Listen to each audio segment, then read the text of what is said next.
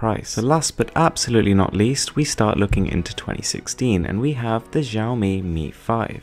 So this was initially actually tipped to be announced in July of 2015, but due to some sort of issue it looks unlikely to happen.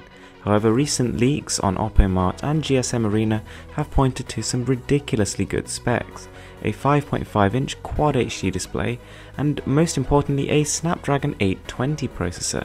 This is Snapdragon's processor above the 810, its next generation. It's using totally new architecture, and it is a true octa-core chip, offering up to 70% more performance with none of the previous heating issues. There's also just under 4000 mAh of battery here, which along with improved efficiency should mean 2 to 3 days of usage. 4GB of DDR4 memory is going to be bringing in the next level of multitasking, and the supposed 20 megapixel camera that's going to be on this is no doubt going to be dazzling. If Xiaomi's previous offerings are anything to go by, then the Mi 5 is going to be one that you absolutely have to wait for. So yeah, 2015 has been a very exciting year for Android, with some incremental improvements like the HTC One M8 going to the One M9, or some revolutionary improvements like the Galaxy S5 to the Galaxy S6. And as to be expected, 2016 is going to be even more exciting, with phones now coming with more features than you can even remember to use. Cameras approaching DSLR quality, Quad HD displays are becoming the norm, and processors so powerful that they're starting to rival the next gen consoles. Thanks.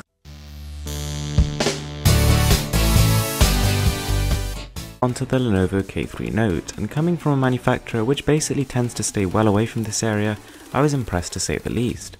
It's priced anywhere between $150 and $200, but looks and feels like something costing $400 plus. There's a 5.5-inch 1080p display on this, and it's gorgeous. There's an octa-core processor, 2GB of RAM, the latest version of Android, and the cool stuff doesn't end. It's got a removable back cover, it's got dual SIM card support, it also takes SD cards. This is a very, very good phone.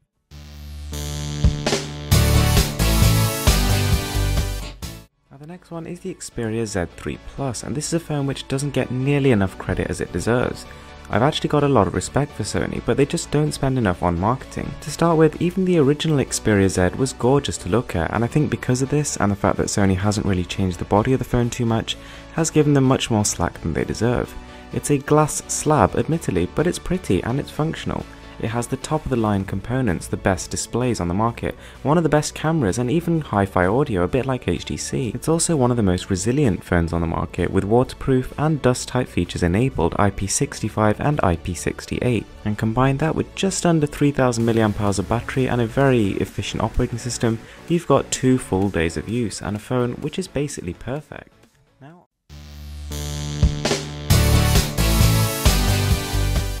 We have the HTC One M9, which I think is a gorgeous device. I think the One M8 looked good, and now the dual-tone metal finish just takes it to a whole new level. The camera has been dramatically improved, and although I did really enjoy the U-focus on last year's M8, the new camera is just hands down better and basically the best you can buy. It's also one of the falling number of flagships to actually take microSD card up to 128 gigs. HTC has also spent a lot of time on their Sense software, which I already liked and now is even better, adding more customization and even more speed. It's very fast and efficient, and powered by the Snapdragon 810 and 3GB of RAM, there's very little to complain about. The M7 was the first phone to really put emphasis on the speaker quality, and people started to realize very quickly how much of a difference that made. The M8 and the M9 further improved this, and now it's almost indispensable. Once using those speakers, you'll find it very hard to go back to any other phone.